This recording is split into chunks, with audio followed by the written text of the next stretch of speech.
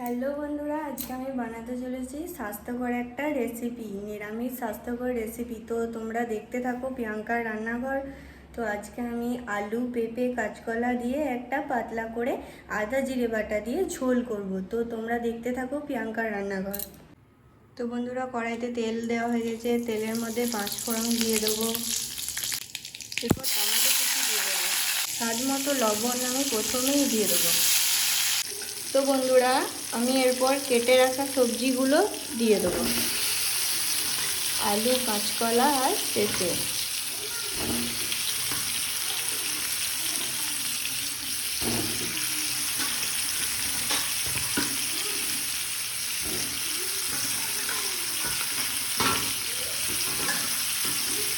তো বন্ধুরা, এই যে দেখছো আদা জিরে বেটেছি নিজের হাতে, তো এটা এবার এর মধ্যে দিয়ে দেবো। একটু জল দিয়ে দেবো। তো বন্ধুরা, এর মধ্যে আমরা কারি পাতা দিয়ে দেবো, পরিমাণ মতো হলুদ,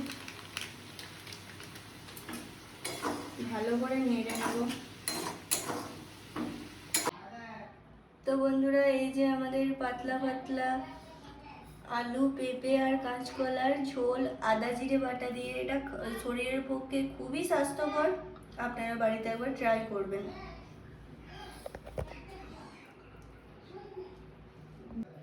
দেখতে থাকুন প্রিয়াঙ্কার রান্নাঘর।